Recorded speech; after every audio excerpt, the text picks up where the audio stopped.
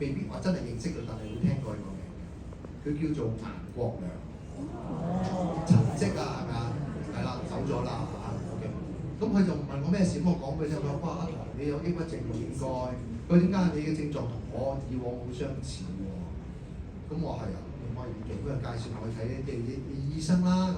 咁我當然即係有人俾 advice 我就去接受啦，跟住去睇啦。咁啊有好多群收嘅，即係答9啊，成80幾90條問題，有好多嘢嘅嗰啲事。咁答完之後，個醫生就話：哦，其實歐生你有輕微初度，唔係輕微，佢話初步嘅抑鬱症。佢話你放心啦，冇乜大礙嘅，你唞下放鬆啲就得㗎啦，就唔使食藥嘅。你以為聽到呢句説話你會得到安慰？我冇啊，我行出去我就覺得我已經可以變到死刑。你同我講呢啲叫做初步抑鬱症冇乜嘢，我日日都咁辛苦喎喺個心裏邊，同埋冇得控制喎，佢要嚟喊嘅時候就喊，咁我點啊？跟住你話俾我聽，冇藥食即係冇得醫啦，係咪？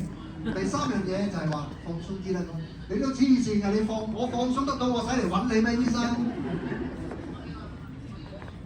最慘就係我話俾你聽，一個人行起衰運上嚟有條路㗎，越窮越見鬼！你聽過呢句説話？當你有抑鬱症嘅時候咧，有第二個電話嚟攞你命㗎。個電話就係我英國個老婆打電話翻嚟，喂，我讀完書啦，我翻嚟啦咁，又一個炸彈翻嚟，咁點啊？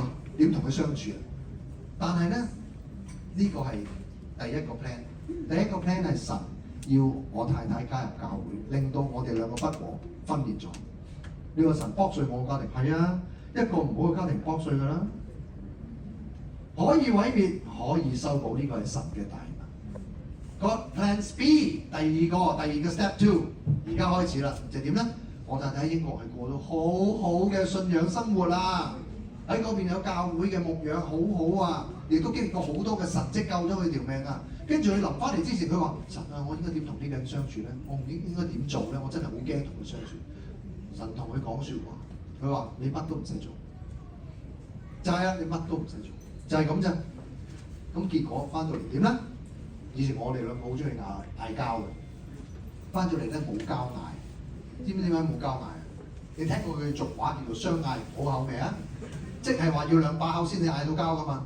嗰啲黐線我鬧佢，佢駁嘴喎，都冇癮啊！你明唔明啊？咁樣好似我傻佬咁，係咁對住埲牆鬧佢，鬧完之後冇反應，你自己都氣餒啦，係咪先氣成隻狗咁行翻開。